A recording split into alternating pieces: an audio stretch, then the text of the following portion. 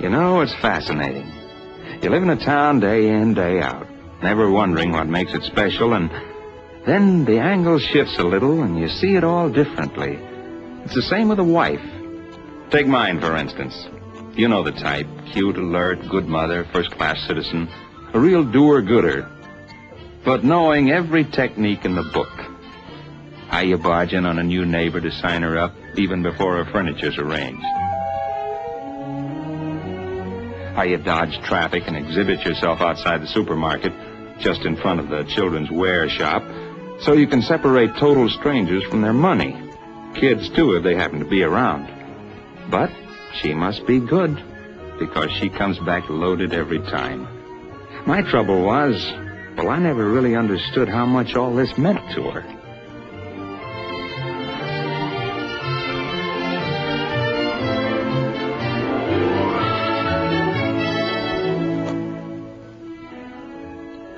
Now take home some night. Let's say she's working. I sit there reading. Once in a while I make a weighty remark. You know. She doesn't really hear me. She hears the refrigerator or the percolator all right, but not me. Not if she's checking receipts or delinquents or something. And if I get riled and slam the door, she never even budges. I just become the little man who wasn't there. I want to go bowling, she has to knit for a bazaar. I ask her to pick up my pants from the cleaner. Where is she? Making cookies with that chapter president of hers for a do-it-yourself dinner or something. You know why? So they can make money to buy working pants made in Israel for their doctors. I know what she's doing is important. Yet if I call up and bawl her out, she makes me feel positively antisocial. But don't worry. Before she was through, she taught me something tremendous. You see, I didn't really know why they all kept rushing around like crazy. Always hoping the kids wouldn't get into a mess, but rushing all the same. Why, one of them once stuffed the garbage into the bread box and left the fresh rolls to be collected by the garbage man. She was in such a hurry. I'll tell you when they showed me why they were so head up about their way of helping Israel. It was the day they had that meeting to honor my wife for becoming Woman of the Month. She invited me. I said no. But after it began, I sneaked in all the same and listened.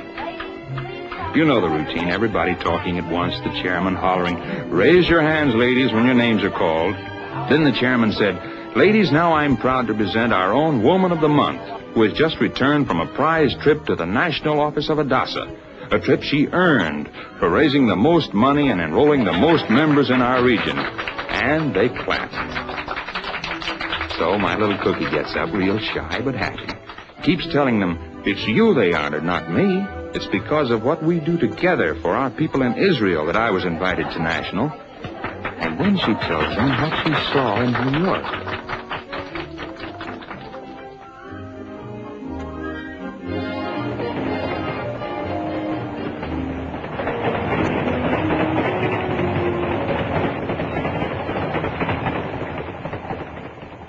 You all know I've been to 52nd Street and Park Avenue, New York City 100 times, but never to try and find my own building.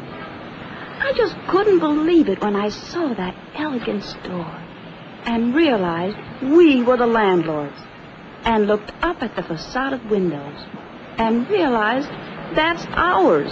Our chapter dues money helped buy it and build it, and now we maintain it. Girls, it was just terrific.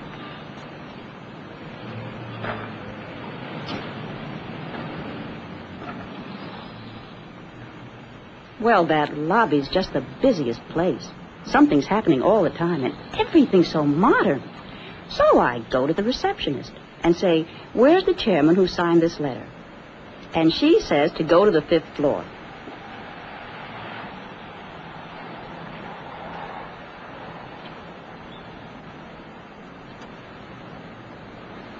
But I have letters on the brain, so I follow the man with the mailbag. And don't notice that when I press up, he presses down. Of course, right away, I don't know where I'm going. I'm lost. But when I get below level, I don't care. All around what sounds like a factory working.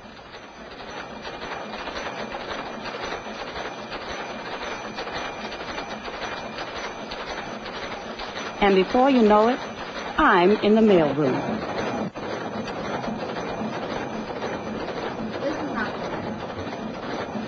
I tell you the truth, when I saw those thousands of kits being mimeographed and those hundreds of letters, your woman of the month got sort of cut down to size. My poor little letter sort of shrank.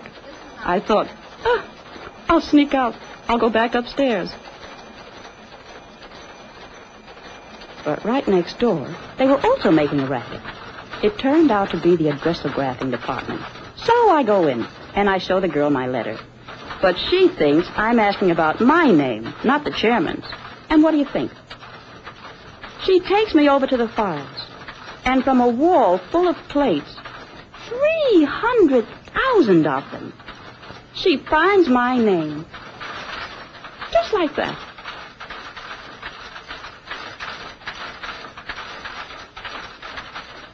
I can't tell you what a kick it gave me. She explained we were all there on the desks, on the chairs, being processed, you understand. Anyhow, she said I should go to the 2nd floor.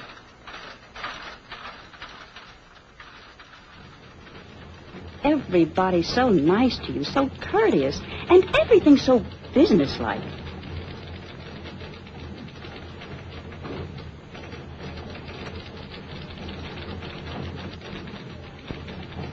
I tell you, the bookkeeping, excuse me, the Treasury Department is like, well, it's like a bank. You can feel how much there is to do there the minute you approach. The bookkeeping machine's going, the girls so concentrated. For a minute there, I admit that our check began to shrink like my letter. But then out comes one of the staff, and the girl shows her our check. And what do you think? She shows me a big financial report and begins explaining. It's really wonderful. Congratulations. See how carefully we keep your accounts. Maintenance here, capital funds here. This is what you've raised for medical center, medical school, and other building and special funds. All earmarked. Now your maintenance breakdowns. This is the money you must raise annually in order to maintain your Israel projects. From dues, of course, comes administration in the United States.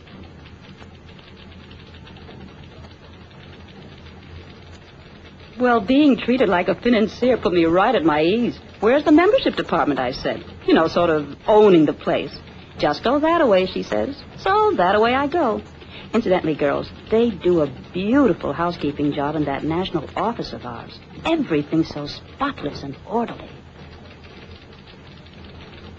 Anyway, I come to a sort of secretary pool, and I ask the girl where membership is. So, we're the biggest organization of our kind in the world? But what do you think the membership chairman's office looks like? A little 6x8 room, neat and compact and humming with work. I didn't want to interrupt, so I dropped the membership cards. She seemed to know about our campaign, but she was talking to somebody, so I tiptoed out. You can guess by now that I was determined to get to that 5th floor by stages. Well, on the 3rd, oh, girls, you should see the colors. Yellows, terracottas, blues.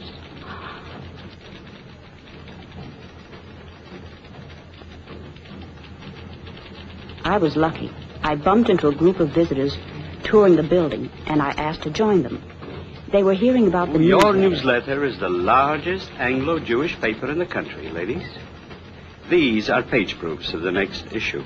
Current situation on front page, feature on Henrietta Zold, and one on the political importance to the United States of arms for Israel.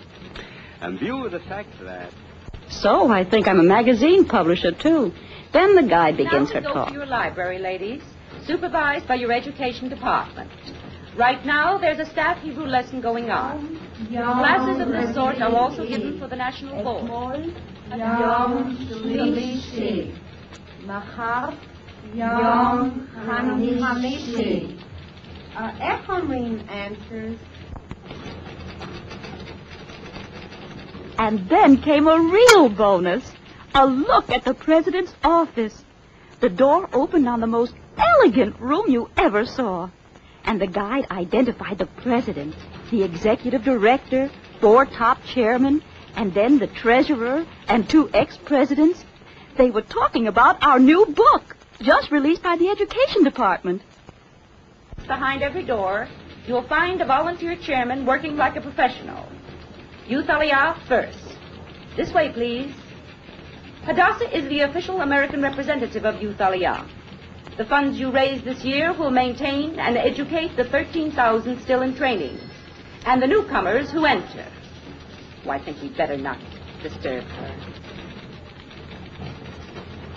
Now, ladies, this building and valuable land costing $1 million together are being paid for from administration funds. By renting the street floor, amortizing the cost over 20 years, we will save about half of what annual rent for comparable space would have been. The saving will be $800,000. That was impressive. But so was vocational education, with the chairman beaming as the guide told how we train youth for fashion, homemaking, commerce, precision and printing trades.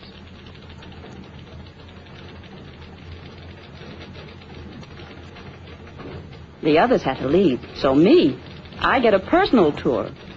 And the guide says... Well, you're 40-odd unpaid volunteer chairman. Make it possible for you to run this $10 million a year enterprise with less than 110 paid staff. Oh, now we're coming to HMO Medical Center. That includes your 7 hospitals, 36 health stations, research, fellowships, and buildings. Oh, I hope they're in.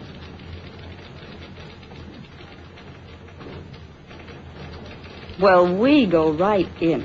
And as we enter, I see the 2 chairmen in conference. I was actually introduced to both of them.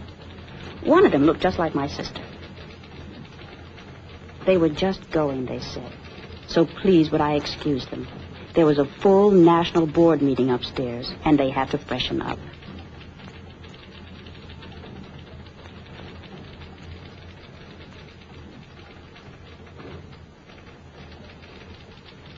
Don't think they didn't remember to ask about our fundraising.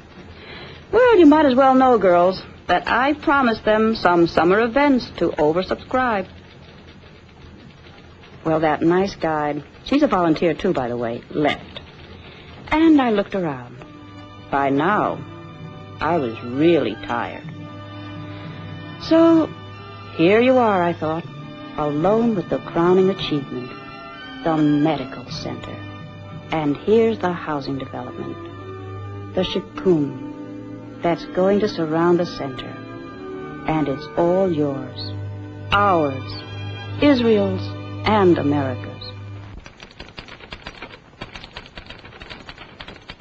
Now, the chairman I'd come to see was also in the boardroom on the 5th floor at the meeting.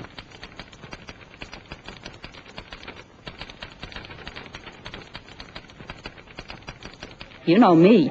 I just stick my nose right in, and I see the national president and board members on the dais and one of our visiting doctors. And I overhear them okaying the fellowships for next year, and hold your breath, our quotas for next year, too, which must be officially accepted by the convention, she points out, and won't be increased automatically, although our work has grown.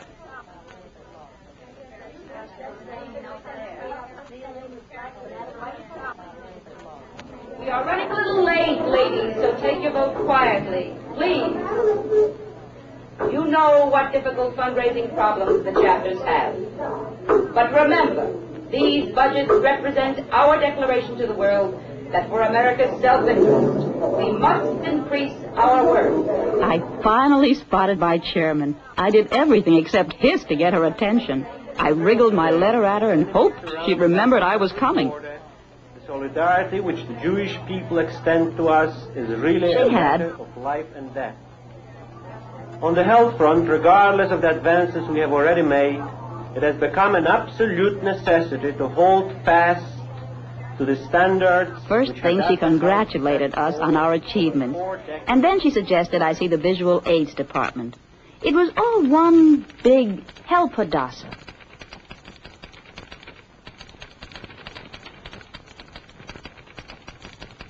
Just then they began to come out of the meeting, and I got to shake hands with the Hadassah woman who now heads the American executive of the Jewish Agency.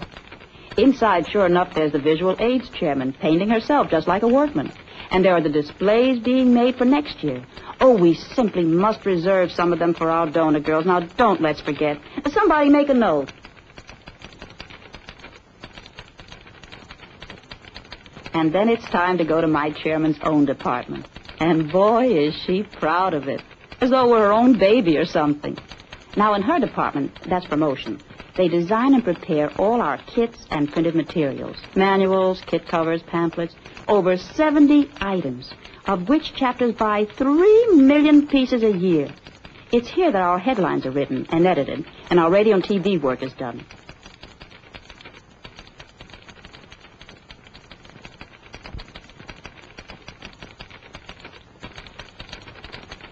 Move to your movie department.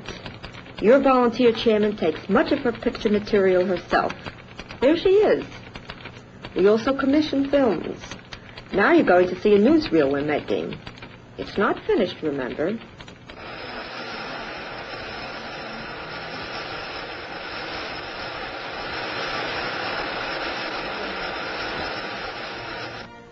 I heard the music going even before I went in. You know, it's like a regular little theater. Now wait till you hear this. Across the face of Israel, Hadassah daily perfects its far-flung healing, teaching, and research programs. Among its newest projects is a volunteer corps called Ya'al. The letters mean Helping Hand of Hadassah. Girls, you could have knocked me over with a feather. Who do you think I saw? An Israeli Hadassah volunteer. I thought I'd die when I saw a woman rushing just like crazy, just the way we do, and heard the man say, guess what? This is a member of Ya'al, and I can assure you that Israeli Hadassah husbands are not yet accustomed to this newest Hadassah service. The way their wives rush through the household chores, leave the children, and dash, so they can keep a regular schedule as staff aides in Hadassah hospitals, clinics, welfare stations, and youth aliyah settlements. Here they go to pick up the day's assignments. Their first stop is the Seligsburg School, where a new building is going up now. Their assignment to pick up cookies for some convalescent youngsters, whom they will later take on an outing to Hadassah institutions. The women stop as women will. And guess what? They showed some of that fabulous needlework for our fashion show. Well, here were those kids, Yemenites and Moroccans and others, actually sitting there doing the most wonderful things, beating old patterns their mothers brought over, only modernized, and working at looms, all set up in the sun. Like all its work for youth, the goal is to set standards and discover the hidden talents in each child. Now we are riding down the Street of the Prophets, where Hadassah's 5 Jerusalem hospitals are located. Following our group of Ya'al workers, we pick up these youngsters recovering from polio and other diseases for our little trip. I learned that we take care of 32,000 children a year, and that every day 8 babies are born in our hospitals, and that we employ over 1,200 doctors, nurses, and other specialists to staff our installations. Let's go along on the ride. See these barren, neglected places. In areas like these, Hadassah has planted 2 million trees and redeemed 150,000 dunhams. Its latest project will be in the Lachish sector, where a vast territory is being built from scratch to combine an industrial and agricultural economy. Our kids first visit one of Youth Aliyah's settlements, where Hadassah helps maintain the newcomers, most of them from Arab countries. In surroundings like these, they are taught to love the earth, to nurture it and make it flourish. Children thus trained become expert farmers, artisans, teachers and soldiers, free citizens of a true democracy. Oh, you should have seen those Hadassah volunteers with the children they were taking around. You could tell that they loved it. And you could understand why they chose a Youth Aliyah settlement for the outing. It was such a steady, peaceful place.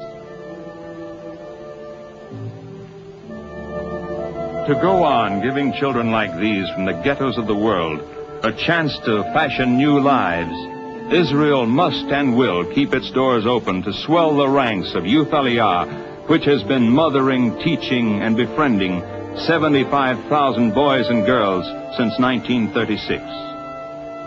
And I said, Amen, Amen, we'll help you.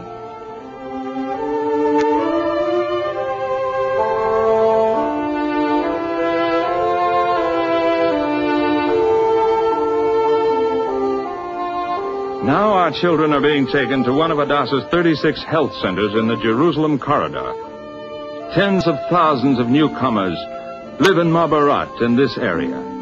In some places, the Hadassah Medical Organization, Vocational and Youth Aliyah projects combine to give on-the-spot education and training of various sorts. Here, for instance, are pregnant women who have come for a checkup, being given a nutritious lunch, being taught this way how to balance their diet to have healthier children. While this is going on, their youngsters may be learning crafts in another sector nearby, or gardening, or shoemaking, or stone quarrying. Well, the man also told how Hadassah teaches the mothers to make their own layettes. And girls, he said that some of the money we raise from supplies goes to buy this material made in Israel for flannel baby clothes, uniforms for doctors and nurses, sheets and pillowcases. You must not forget that one of the great contributions made by Hadassah is its belief in volunteer service. Increasingly, Hadassah will get more for its service dollar as more Israeli women through Ya'al stretch hands across the sea to the volunteers in America.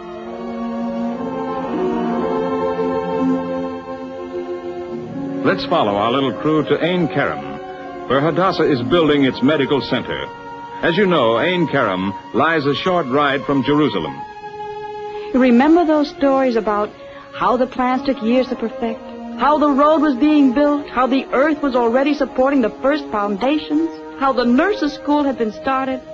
Well, you won't believe me, but I almost cried when I saw the actual place, because that's where they took the children. And there I stood, too, on the very place which would be the second floor of one of the buildings. And there were the very hills I had seen in the model I touched only a few minutes ago. Oh, it wasn't just a scene in a movie. This was my building, and my machinery, and my hills, mine and yours. There was something wonderful. Let's take a jump now to one of Hadassah's Jerusalem hospitals. You're in the courtyard where book distribution takes place on fine days. Also a Ya'al service. But look from the books to the people, because statistics are numbers, people are real. These are the actual heart, leukemia, malnutrition, and other patients who benefit from the latest cures because of the splendid fellowship program of Hadassah.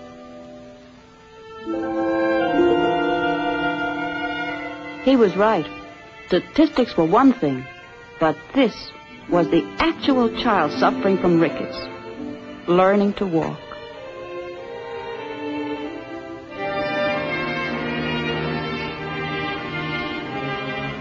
The actual mother being helped by mental therapy. The actual little one with burned hands sucking the lollipop. actual recoverer from ringworm learning to use his fingers again. These were also the actual volunteers, our sisters, you, me, and the woman next door, making surgical dresses for our gossiping. I knew, as we all do, about husbands and families, the healing of the daughter of my people. The same daughter, there in Israel, here in the United States. But the next part was the most wonderful. The man in the movie was telling about work for the blind, about trachoma and how so many newcomers had it, and then about research, how our doctor was the first to transplant the cornea of the eye in Israel to prevent blindness, and then about another experiment. I'm now going to tell you about one of the most remarkable experiments in Israel. Please listen carefully. With two others from the Weizmann Institute, this very Hadassah doctor, realizing that the percentage of cells with chromocenters was different in males and females, extracted cells from the amniotic fluid surrounding an embryo before birth, tested it, and thus was able to predict before birth whether the child would be a boy or girl. Then came the first birth, which was to test the experiment. It was an ordinary day. And my dears, there was this Yemenite father, waiting outside the hospital, wanting a boy desperately, not believing that when they said they were pretty sure it would be a boy. And getting his wonderful gift of a son from the hands of your doctors. Oh, Lord, the wonder of it. I tell you, I shouted Mazel Tov myself out loud like that, because I gave birth to that son, too. And you did, and we all did.